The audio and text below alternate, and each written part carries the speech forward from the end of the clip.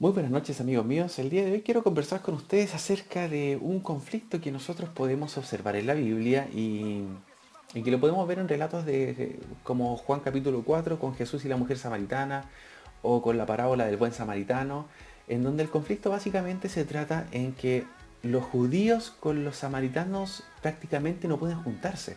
Entonces usted se ha preguntado por qué realmente existe este conflicto.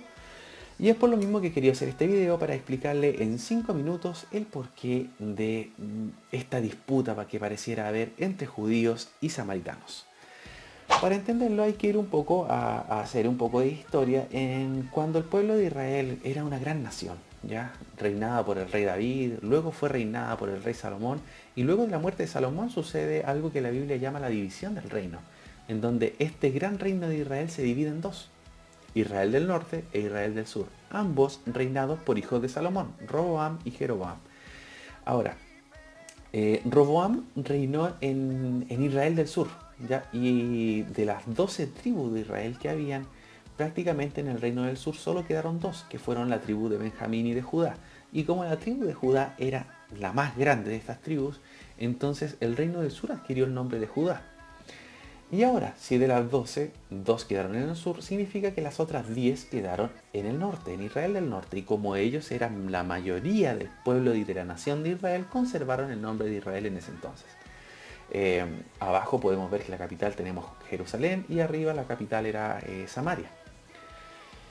Entonces, hasta el momento, todos son descendientes de Abraham, todos son israelitas, todos prácticamente tienen que visitar el templo como costumbre del pueblo judío.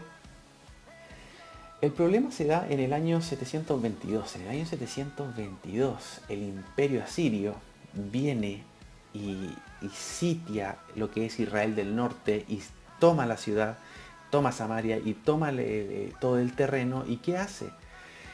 Esta toma tuvo una particularidad tremenda. ¿Por qué? Porque esparció a los israelitas y luego, ustedes pueden ver en el libro de Segunda de Reyes capítulo 17, que comienzan a repoblar la tierra, pero no solo con israelitas, sino que con gente de otros países, de otras culturas, otras naciones, con otras costumbres, con otros dioses.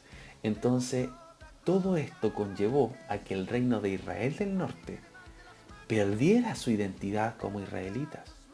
Ellos ya perdieron su identidad intelectual, religiosa. ¿Por qué? Porque prácticamente mezclaron de todas las naciones en todo ese territorio. Ahora, ¿qué pasó con Israel del sur o con Judá? Lo que pasó fue algo muy parecido. ¿Por qué? Porque los babilonios también después invadieron en el reino de Judá. Y uno lo puede ver en las escrituras.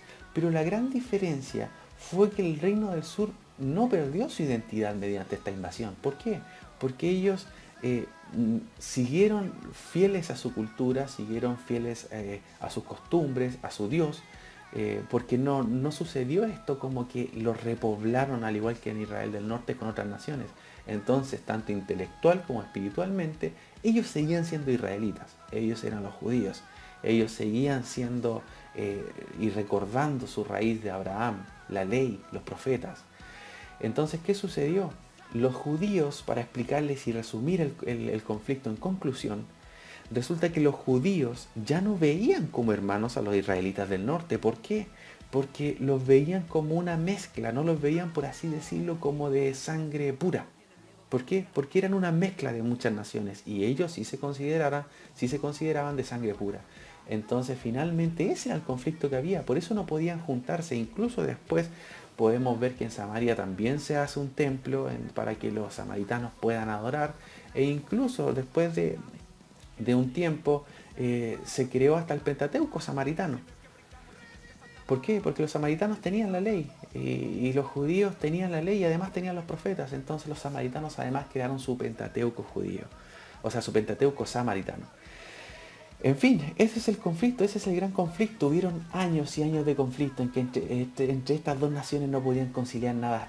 Hasta que llegó Jesucristo. Y Jesucristo fue el único capaz de poder decir que el reino de los cielos no era solo para los judíos, sino también para los samaritanos, también para ti y también para mí y para todos aquellos que están dispuestos a creer en Él. Que el Señor les bendiga mucho y nos vemos en un próximo video. Espero que esto les haya quedado claro y que les haya gustado.